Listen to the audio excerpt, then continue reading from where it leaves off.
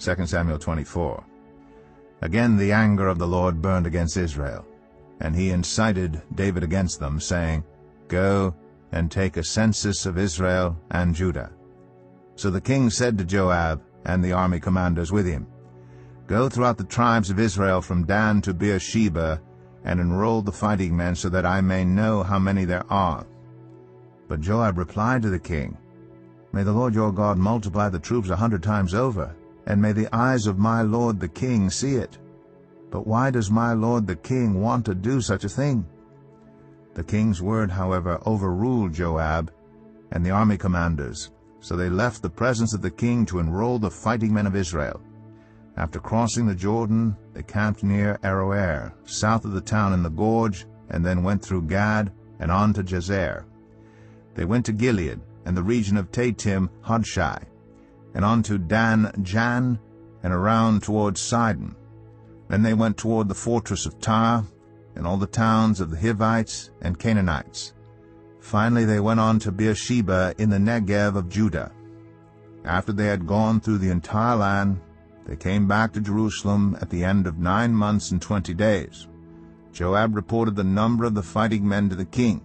In Israel there were 800,000 able-bodied men who could handle a sword, and in Judah 500,000.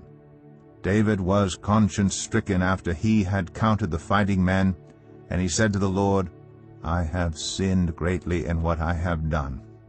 Now, Lord, I beg you, take away the guilt of your servant. I have done a very foolish thing. Before David got up the next morning, the word of the Lord had come to Gad the prophet, David's seer.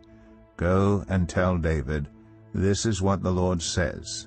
I am giving you 3 options. Choose one of them for me to carry out against you. So Gad went to David and said to him, Shall there come on you 3 years of famine in your land, or 3 months of fleeing from your enemies while they pursue you, or 3 days of plague in your land? Now then think it over, and decide how I should answer the one who sent me. David said to Gad, I am in deep distress. Let us fall into the hands of the Lord, for his mercy is great, but do not let me fall into human hands. So the Lord sent a plague on Israel from that morning until the end of the time designated, and 70,000 of the people from Dan to Beersheba died. When the angel stretched out his hand to destroy Jerusalem, the Lord relented concerning the disaster, and said to the angel who was afflicting the people, Enough, withdraw your hand. The angel of the Lord was then at the threshing floor of Araunah the Jebusite. When David saw the angel who was striking down the people, he said to the Lord, I have sinned.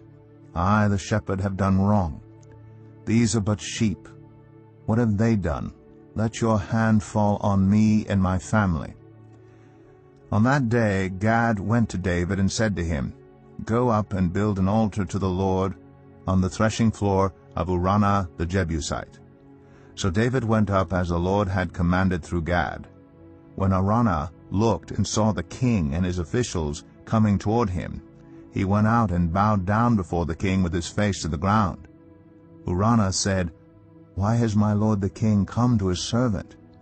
To buy your threshing floor, David answered, so I can build an altar to the Lord, that the plague on the people may be stopped. Araunah said to David, Let my lord the king take whatever he wishes and offer it up. Here are oxen for the burnt offering, and here are threshing sledges and ox yokes for the wood. Your majesty, Araunah gives all this to the king. Araunah also said to him, May the Lord your God accept you. But the king replied to Araunah, No, I insist on paying you for it. I will not sacrifice to the Lord my God burnt offerings that cost me nothing. So David bought the threshing floor and the oxen and paid 50 shekels of silver for them. David built an altar to the Lord there, and sacrificed burnt offerings and fellowship offerings. Then the Lord answered his prayer in behalf of the land, and the plague on Israel was stopped.